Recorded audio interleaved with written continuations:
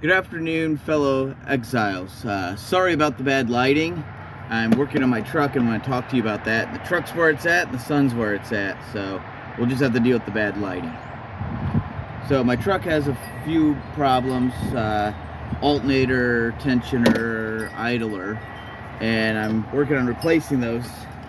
And while I'm doing that, I wanted to talk to you about why it's important that everybody starts learning how to do these kind of mechanical skills.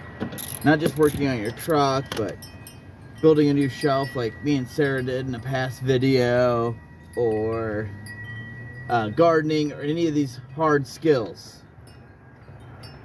Now, I hope that we never get to the point in America where we're at another Great Depression kind of level, or worse than that, but that is possible.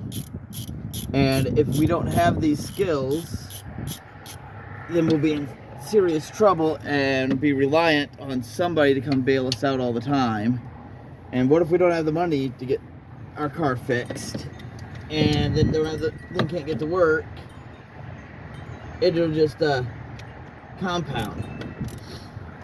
Or let's say there's some sort of food shortages because of whatever reason.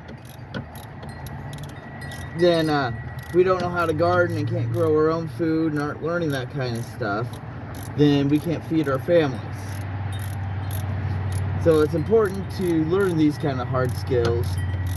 And I don't expect everybody in the country just to buy a tool bag and pick up a wrench and start changing the tensioner on their truck overnight.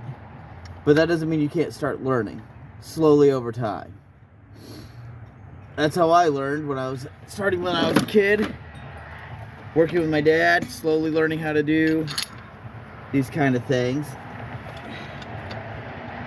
And I've had times in my life where I was very poor and had no money, and cars broke down. But because I had some hand tools and some knowledge, so I accidentally leaned on the remote and turned the video off there. But what I was saying is, I'm sure everybody's heard of an Amish barn raising. Well, in times in the past, it wasn't just the Amish that did that. Everybody would help their neighbors raise a barn, build a house. People would help each other plow the field and get the spring planting done and the fall harvest. And we need to start going back to a society that does that kind of stuff. Well, that's pretty much all I have. I'll end the video here so it doesn't get too rambly and ranty. So thank you for watching, and thank you for joining me on the journey to use God's gifts to grow His kingdom, prepare for the future, and live a better life.